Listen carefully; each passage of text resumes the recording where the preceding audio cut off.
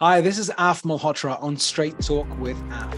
Now, once again, I have a fantastic guest on my show today, and someone who I admire and has been around the block, as they say in the UK, in many jobs, in many executive positions, in many entrepreneurial roles, and of course now a thought leader, an author. And actually, what he's going to do in the next phase of his life, which I'll let him tell you about, is even more intriguing and compelling, because he's going to find a way for people in small groups to come together to solve serious problems and to work in unity and in a community. And that's something that's very, very close to my heart. And for all of you straight talkers, you know that's something that we promote. So without further ado, welcome to Straight Talk with Af, John Hagel. It's a pleasure and honor to have you on the show today. Great, I appreciate the opportunity for sure. John, you are an ambidextrous human being and multifaceted, and you have done so many things in your life, and you've come to this juncture in your life 8 books later, 42 years in Silicon Valley, right? With so many different roles, from McKinsey to Atari. And Atari, we had Nolan on the show multiple times, so we have some sort of a view of Atari, which was a fascinating organization. You've been a management consultant. You've, I believe, recently retired from Deloitte, which was your last gig. And of course, you're a speaker. And now you're not going to stop now. You're not going to let any form of barrier or anything similar to that hold you back. You're on to the next phase of your journey, which is so aspirational and admiring for people like us or me, because we have things ticking all the time. And once an entrepreneur, always an entrepreneur. And your role models, people like you and many others who've come on the show, like Nolan, Jeff Moore, various others, all role models who continue to, even at later stages in their lives, to charge ahead with the next mission, next purpose, next passion project. So before I go into the book, which of course we will, the tradition on Straight Talk is to first try and figure out who you are. And you have this incredible story, and I wouldn't do any justice to ask you to talk about your life story in 40 minutes or 45 minutes or an hour. But I would love you to just give us a whistle-stop tour of that journey that you've had in your life, especially in relation to the book and fear, because I do know you had some trouble during your childhood. You've been through some tough relationships and a couple of divorces. You've been through different challenges in your work life. I've had a very troubled, dark health past. I've been through burnouts in my startup. Gosh, there's quite a lot of trauma there. But we'd love people to see the human side of you. Of course, you're a master at your trade, but the human side of you, the harder side.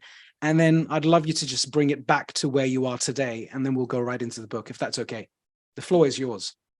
Well, I'm not sure where to start or how far to go. It's yeah, I grew up in a different country every year as a child, and my mother unfortunately had some very significant anger issues, and so I grew up with her in rage constantly and telling me that I was a burden and that I shouldn't exist, that things would have been a lot easier without me. And so, and because I was in a different country every year, I didn't have a large network of friends or family that I could turn to give me some support. So I had to just endure it all myself. And I started at a very early age becoming intrigued with science fiction. At the time, science fiction was very utopian. It was all about the incredible, wonderful futures ahead of us. And that gave me hope and inspiration to endure the anger and the challenges of my childhood. And I've always since then been focused on trying to look into the future and seeing opportunities that are very exciting. And that really became my passion, is to help people see those opportunities and to not only see them, but be motivated to address them. And so that's been my common thread through all the different activities that I've been doing for decades, and more to come for sure. Have you always been in the States, in the United States? No, I said I grew up in a different country every year as a Oh, child. okay. So Okay. I was in Latin America and Europe, Right. the Yeah. different countries. And then as an undergraduate, I majored in African and Asian studies because I hadn't spent any time in those continents.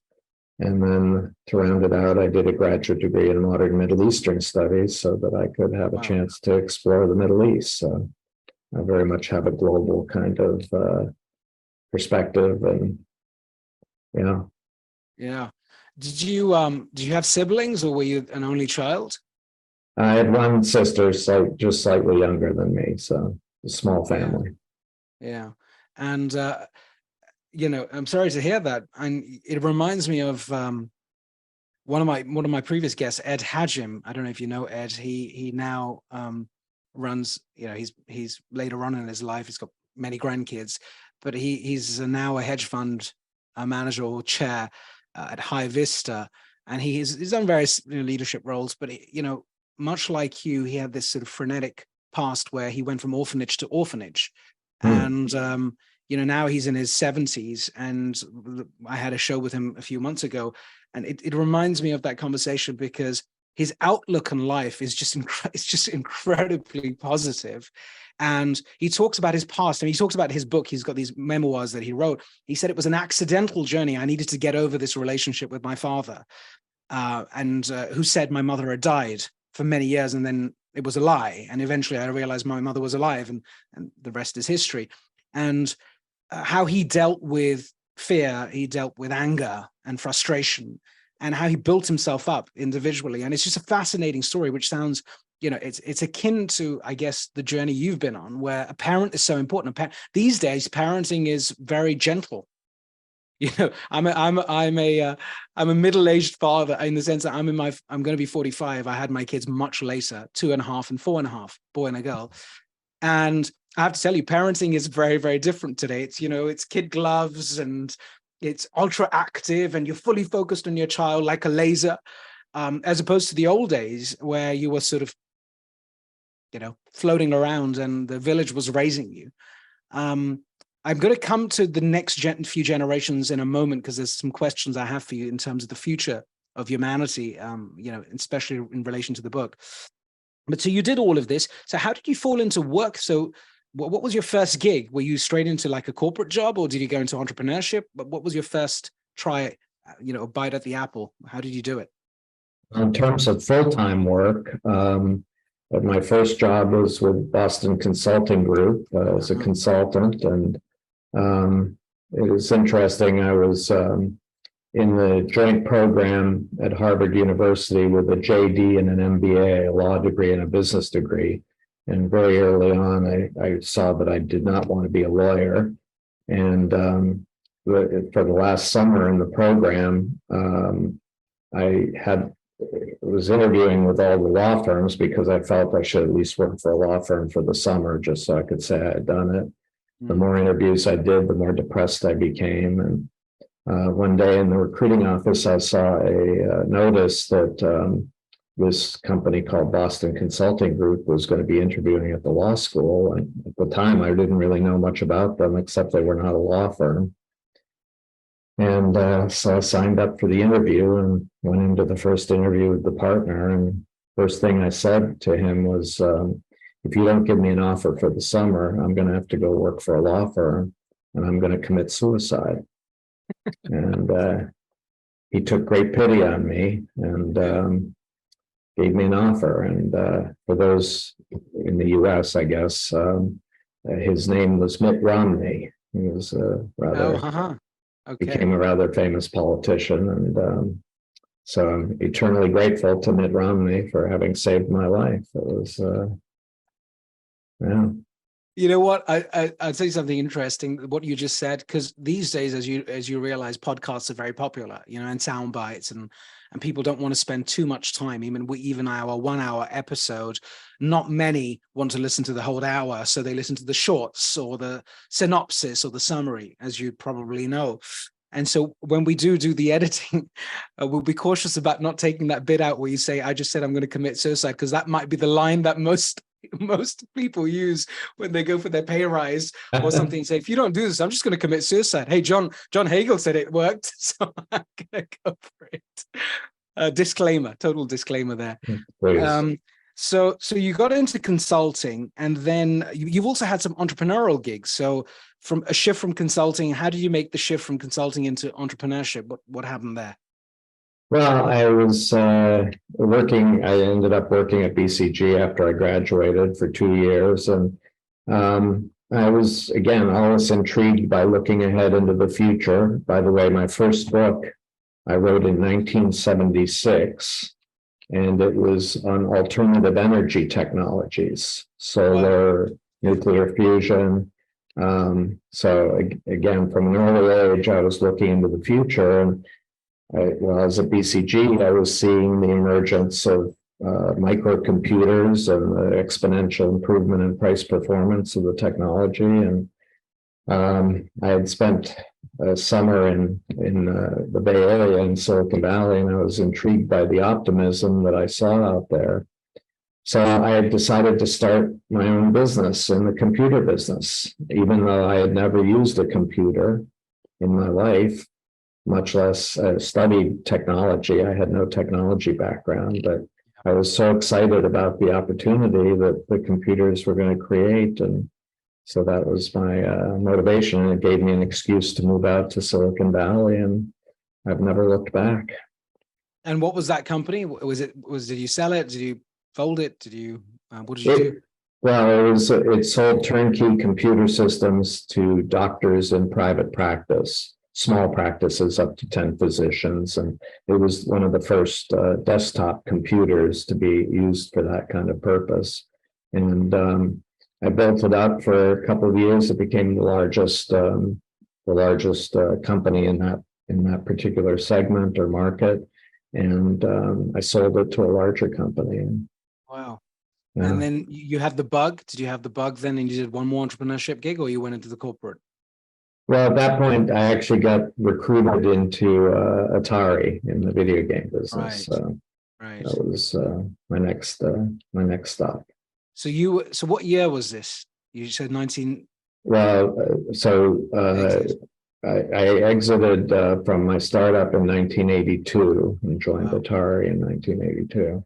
Wow. So you were working with Nolan on the business at that point? No, Nolan had already moved on. He was moving into his restaurant business. Yeah, Chuck E. Cheese or something. Chuck E. Cheese, yeah. That's another interesting story. And so you did that, and then you also had a couple of other gigs again with entrepreneurship, another few sort of interactions with your entrepreneurial side. Is that right? Well, I did one other startup in the tech business, and I've worked with entrepreneurs as a consultant and advisor for decades. So, yeah.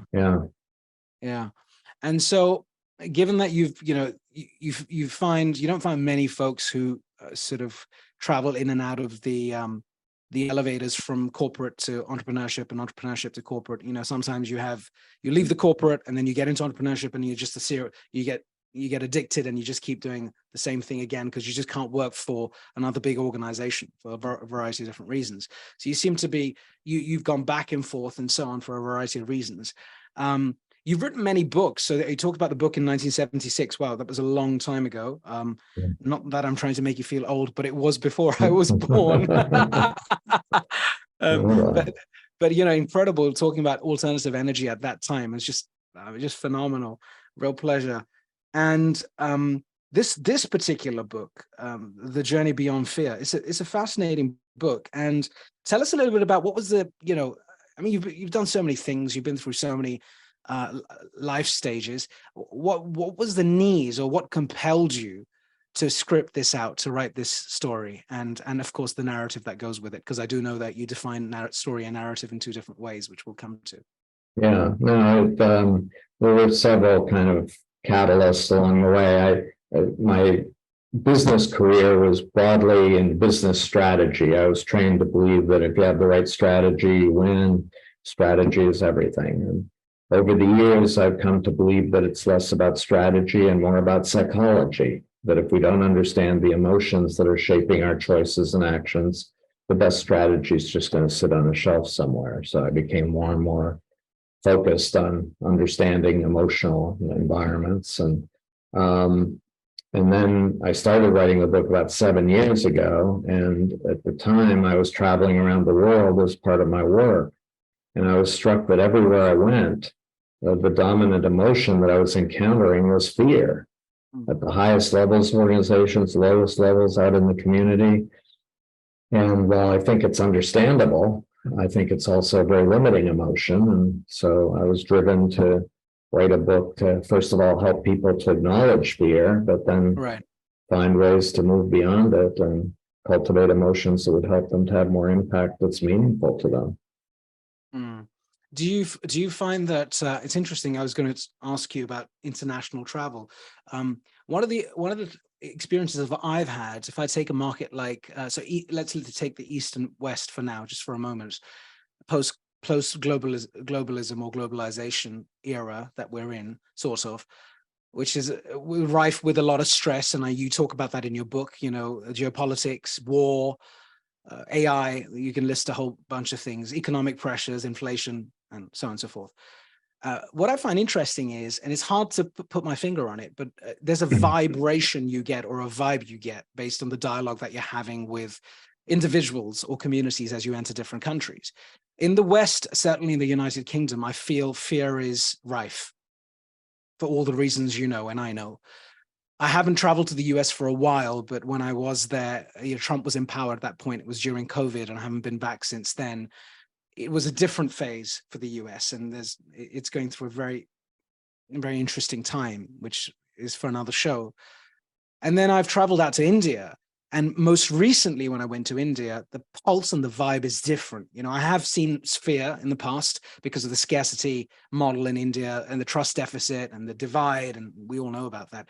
But generally speaking, the revival of, or the boosting of the entrepreneurial economy, the startup tech economy, the 104 unicorns in India now, that 35 or 40 grew out of COVID and so on. So it's a booming startup economy. Right now, the vibe I pick up is less about fear. Of course, if I go down to the shanty towns, that might be a different conversation.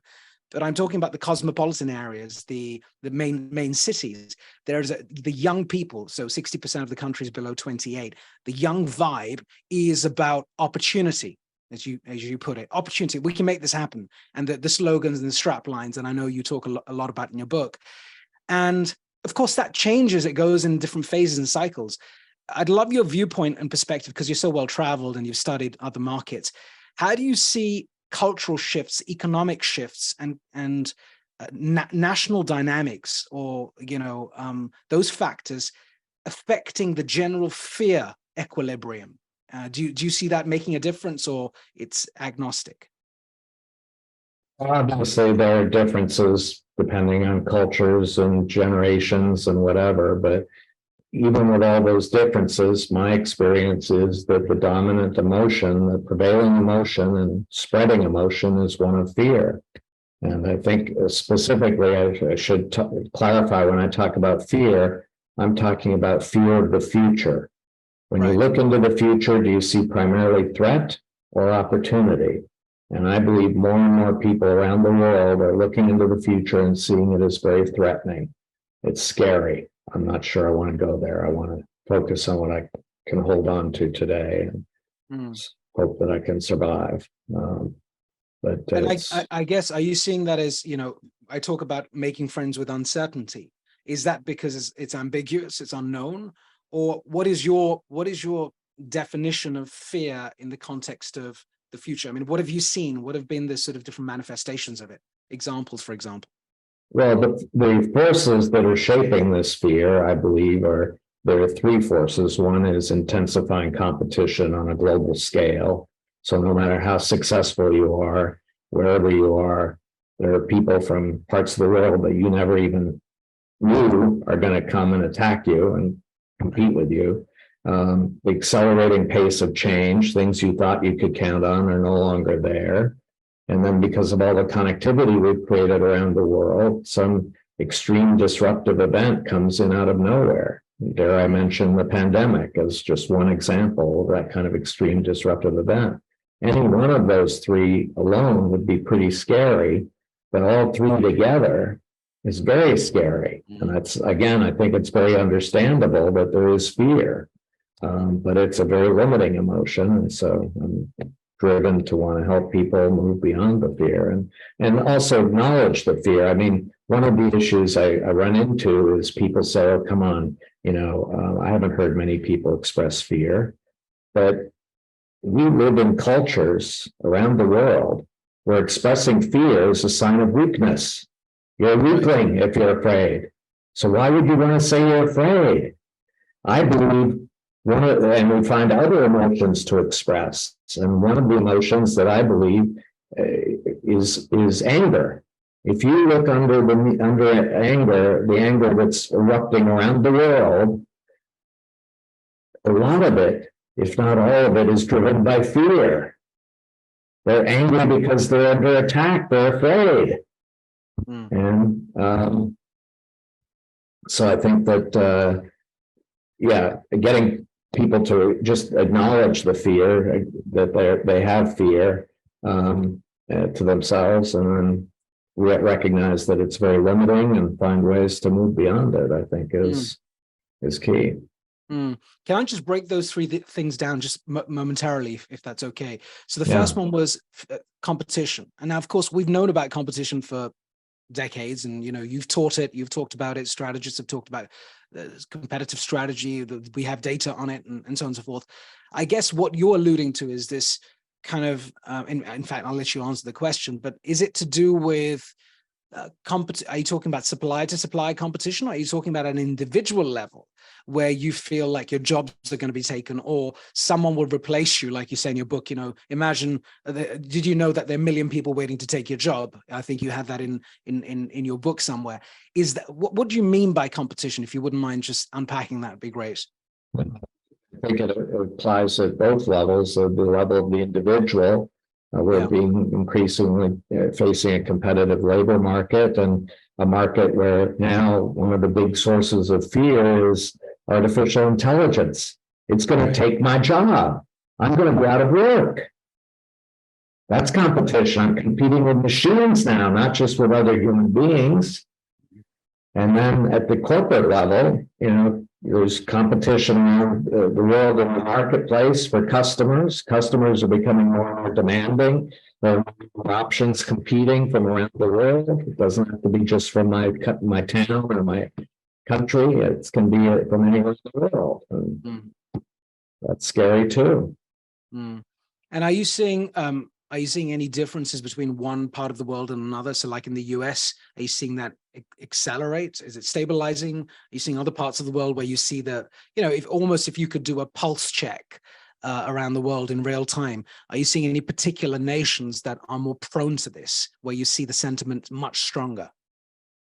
Clearly there's some variation, but again, what prompted me to write the book was I was struck at how prevalent this emotion was in all parts of the world, not just in one part. And again, I think in all generations, not just all parts of the world, all generations. And it's just, and again, I think it's understandable.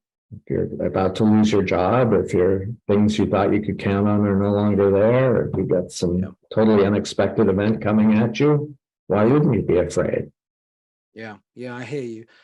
And then the second area, just moving on to the second one, which is about accelerated pace of change. I know change has been happening; it's constant in everything we do. What in particular is the trigger here for the fear acceleration? What aspect of this change? Well, it varies again. I mean, if you talk about it at the corporate level, one of the things that I think is becoming more and more, people are more and more aware of is the shrinking of product life cycles.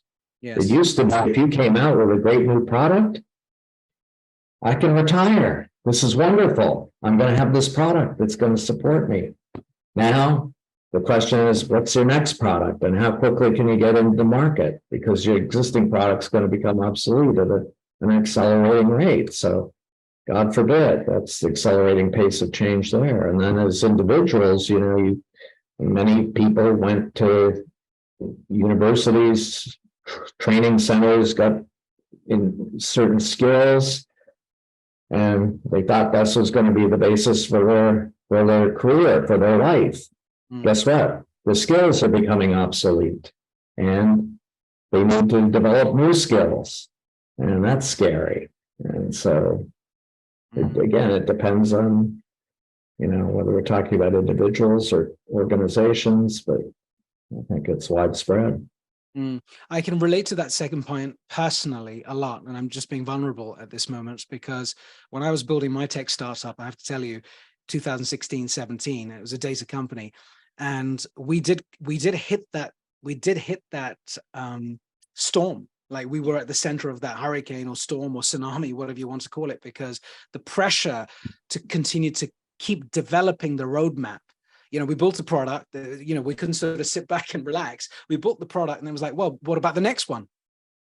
And the pressure wasn't just the product obsolescence issue. It wasn't just about, the competition's going to eat you up, because we had a bit of an advantage. It was also the pressure from the investors and just the market in general, which was like, more, we want more. And I have to tell you, I had 2 burnouts in my startup. And, I'll take full responsibility for that. That's okay. I'll take responsibility for my own burnouts. But I see that across many entrepreneurs and colleagues and fellows who are founders and entrepreneurs in the tech community. And some don't even talk about it because, of course, they don't want to tell people that they're in trouble, or they don't want to reveal the fear or the pain or the failure, if you want to call it. Yeah. And that's not good. And I hear that. I've suffered it myself. And it's not gone away. I think it's got worse with the generative AI models that are out there that I'm playing with right now as well, because obsolescence is much, it's just the cycle has to be even faster, because you and I can both access large language models. They're on tap now. Yeah. So where's the differentiation? Unlike, the old days, I built a CRM software. No one's going to be able to do that code for another 15 years and so on. So, that's how Larry Ellison became Larry Ellison, I guess, to some extent. The third point is about the pandemic. So I guess what you're talking about here is, of course, COVID, when it hit us, and it just shook everyone, really. And that's when this podcast was born. I just came back from the States. I had COVID just hit. Trump had announced this emergency. The airspace was being closed at JFK, and I had to take a flight back with my family. I was going to migrate to New York, and to top that up, I had a health episode. I had to have emergency surgery in Stanford Hospital in Connecticut. It was just awful. Anyway, I came back and all this stuff was going on, and we needed some sort of salvation. So I opened up this door. I thought, oh my God, I'm never going to meet people again. I may as well have this like rectangular box and find John to give me some wisdom and some knowledge and self-belief. But there is one thing I want to throw into this mix, and I'd like your comment on it. It's a serious issue. And it's the World Health Organization report, the mental well-being report that came out in 2023. I don't know if you're aware of this. Essentially, what they're telling the world is there's another pandemic that's here now. It's all over the place, which is mental health, which talks to fear, by the way, to fear. And 1 in 3, I just give you an example, 1 in 3 teenage girls are clinically depressed. The ones that we know have let us know.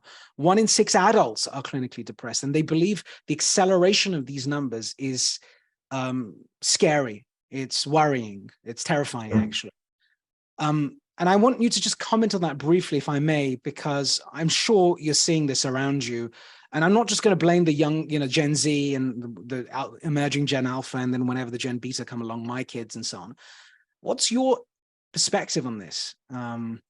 Because it is a pandemic post-COVID now. I think this is the next pandemic that we're not even talking about, really. Yeah, well, I mean, again, it gets into the question of emotions. What are the emotions that are shaping us? And I think increasingly fear can lead to very dysfunctional, depression and even suicide and drug use. And there are a lot of ways of manifesting that fear, but I think it's just an indication that things are not well, and that we need to address what's driving that. Why are people so depressed now? Why are people committing suicide at an accelerating rate? Just And that brings me to your book and the core thesis of your book, really, which is, I think, simple and yet so important and effective for everyone to sort of pretty much go back to. I'll let you encapsulate the book in short as to, so what is this book really about and who is it for? Well, again, the book is for anyone who is experiencing fear. It could be their own fear. It could also be if they're leaders of organizations or in the communities, recognizing the fear of the people that they're leading and recognizing that that's a very limiting emotion. And so helping them to, first of all, realize how limiting the emotion is, but then helping them to make that journey beyond fear and find ways to cultivate other emotions that will help people to have much more impact. And that's the focus of the book, is that outlining that journey. And you talk about some very important tools that people can actually leverage. I know you've talked about this repeatedly in a lot of your other podcasts and shows. If I could request you to do it one more time, just so for those who haven't read the book and those who will be compelled to go out and buy the book, give us a bit of a sense of what these tools really are all about. It's complicated. I talk about 3 pillars, and basically, at the high level, I call it narrative, passion, and platform are the 3 pillars. The challenge is I have different definitions for all 3 of those words than most people do, so it requires explanation. And the narrative, just to illustrate, is when I talk about narrative, most people say, "Oh, you're talking about stories." And no, I think there's a distinction that we can and should make. That stories are self-contained; they have a beginning, a middle, and an end to them. And the story is about me, the storyteller, about some other people, real or imagined. It's not about you. In contrast, for me, a narrative is open-ended. There's some kind of threat or opportunity out in the future, not clear whether it's going to be achieved or not. And the resolution of the narrative hinges on you. It's a call to action to say your choices, your actions are going to determine how this resolves. So, and I think we have personal narratives. I talk about corporate or institutional narratives. I talk about geographic narratives and movement narratives. So narratives can play out at multiple levels, but it can be a catalyst to help people see a different future and recognize they need to act to address that future, that opportunity in the future. And then passion, again, everybody has a different definition of passion, but the focus for me is based on my research is on a very specific form of passion that I call the passion of the explorer. And I believe that's the passion that can really help excite and motivate people to move beyond the fear in spite of the fear. And narratives can be a catalyst to draw out that passion. I believe we all have the potential for that passion, the capability for it. And then platforms is the 3rd pillar. And again, different definition. I'm not talking about platforms that we all know and talked about today. I'm talking about a different form of platform that has not yet been developed, which I call a learning platform. And here it's not learning in the form of sharing existing knowledge, like videos of courses and workshops, lectures. It's learning in the form of creating entirely new knowledge that never existed before. And what if we could design a platform where the primary design goal is to help all the participants to learn faster in the form of creating new knowledge? What would that platform look like? And I believe that can scale the passion and reinforce the passion if people can connect on those platforms and pursue things.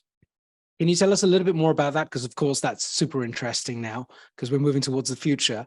Tell us a little bit more about what you have in mind and how you're sort of envisaging the formation of this. Well, it's complicated. I think it's again a key theme in my book is that we're going to be much more successful in moving beyond fear if we come together in small groups. I call them impact groups of 3 to 15 people, forming deep trust-based relationships with each other. And they're groups that are not discussion groups. They're action and impact groups. They're driven to have more and more impact in a specific area.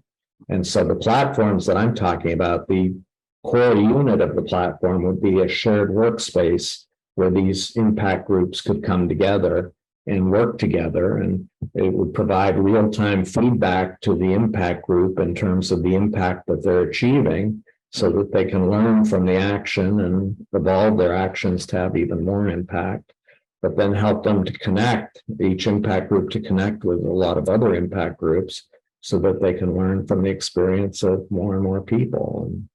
And I think that's a huge opportunity out there. Mm. And what do you think would prevent someone from doing that? Or what are you seeing as being the psychological traits or behaviors or habits that could stop us saying, wow, this is a no-brainer, of course, John, we all should do this? You mean in terms of forming one of these platforms? Or yeah, in terms of adoption, whatever it may look like, whether it's technologically based or it's physical or virtual, whatever it may be. What do you see as being the reasons why someone would not want to participate? Is it back to fear, or what is your view on that? Yeah, the focus of the platform is drawing people who already have cultivated a passion for more and more impact. They're driven to have more impact, and they will see that by connecting more effectively in real time with feedback, that they're going to have much more impact. So they're going to be excited about this. They will join immediately.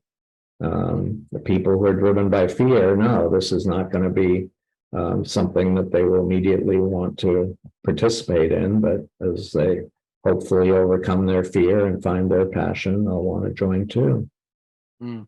And are you seeing this as a commercial endeavor as well? So not for you personally, but in terms of, let's say I'm passionate, I have a clear narrative and I'm passionate about, and I'm seeking a platform to progress the impact I can make with diversity, equity, inclusion, belonging using AI, the intersection of the two.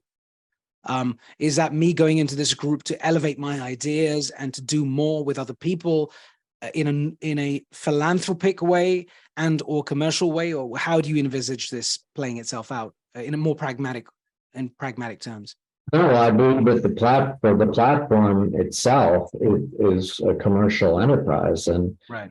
I think, again, one key difference with the platforms that we have today is I believe this kind of platform needs to be paid for by the participants, not by advertisers, not by vendors who are seeking commissions for sales. It's going to be, I'm paying because I'm going to learn a lot faster. And that's exciting and very much worth my payment. And yes, there will be some, scholarships or foundation money to help those who cannot afford to participate, but are driven to participate. But it's, I think, part of building trust, which is a key element of this new kind of platform, is where the people pay, not some third party. The loyalty is to the third party. It's not to the individuals who are on the platform. Okay, wonderful. And so we have about 30,000 subscribers on Straight Talk. Every one of them is in their own right some sort of an entrepreneur or an ideator, and I would imagine many of them are filled with passion, I hope anyway, and that's why they come and watch these shows. Is this something you're building now, or it's sort of conceptual? How can we help? How can we support the cause? Because that's we're pragmatic too. This is about moving things along as well. Yeah, well, in the early stages of my goal is to create a new center that will offer programs to help people make the journey beyond fear.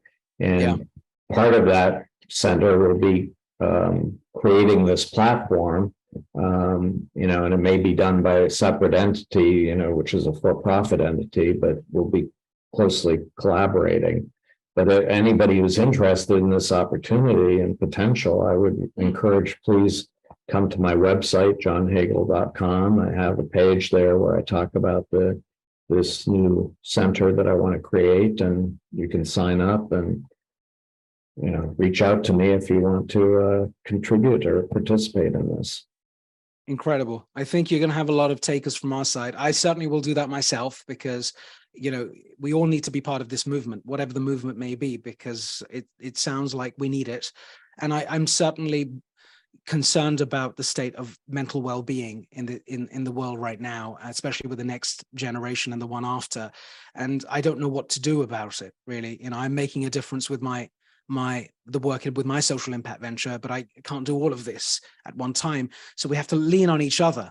Right. And what you're doing, I'm not doing, but I want to support it. And many will. And so you have our full support from Straight Talk, obviously.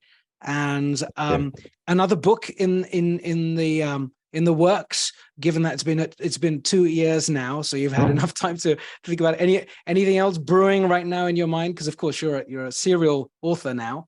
Well, I at least have 2 more books, but I'm holding off because my focus is on creating this center and achieving impact from the book that I wrote. So yeah. And my last question to you, because I do admire everything that you've done, and I learn a lot from folks like you who've been through so many different phases of their lives. And I it's a selfish thing. I'm just sitting here absorbing everything you're saying, even if my straight talkers aren't. And so this is my personal time with you. We don't have a glass of wine or a whiskey or whatever, but still, I'm imagining that I'm where you are, or you're where I am in London. And how would you describe, I know it's a hard question, but I would love to know, how would you describe the last 40, 50 years of your life in the working world? How would you sum it up in just a few words? You could 3 words, 5 words, just a few words that come to mind. Well, it's been a journey. It's focusing again on helping people to see opportunities emerging in the future and motivating them to want to address those opportunities. That's what really excites me and motivates me, and has driven my consulting work. It's driven my writing. It's driven my speaking. Yeah. And final question, a young graduate has just come out of university somewhere in the world. What would you say, entrepreneurship or corporate? Wow. The key question for me would be, what's your passion? And make sure whatever you're doing is helping you to connect with a passion and pursue the passion. It could be entrepreneurial, it could be corporate, but the key is to really find that passion and not stop until you found it, and then find a work that will help you to pursue that passion. Okay. John, it's been a pleasure having you on the show. Thank you so much. I love the way you just continue to power ahead, and this center is important, and you have, like I said, my support. Let's do something with it. I certainly will want to use it for the work we're doing with the social impact cause that I'm running, if possible, if that's it's workable. So if you have a beta test or you want some early adopters, then I'm here, and we're here. Certainly the community that I have. And I encourage all of our listeners to go buy the book. Of course, it's available on Amazon, I presume. And I will find a way, in a cheeky way, to maybe send you the book and you sign it for me, because I have a collection of all the authors, and I'm keeping it. My kids are young. They're probably going to be like, Dad, who cares about these books? But I'm just keeping it for my kids. So I've got all these incredible authors like yourself, some legacy, so we'll figure that out after I stop recording as to how we can do it. I'm grateful for everything you've done, and for taking the time to come onto my show. I know you're busy and you've got stuff going on, and I really do appreciate it. So thank you very much. Before I close, any feedback? How was the last 60 minutes for you? Did you take away anything? Was it enjoyable? What can we do better? No, great questions. It was a good conversation, and it really focused on drawing me out in terms of not just my ideas, but my life, which is great. Yeah, no, we got a glimpse of it for sure. And be well, look after yourself, keep smiling, and all the best with the next few books, and of course the center, which is more important. This is Af from Straight Talk with Af signing off. Do click subscribe on the bottom right, somewhere there, and be well. May the Straight Talk force be with you.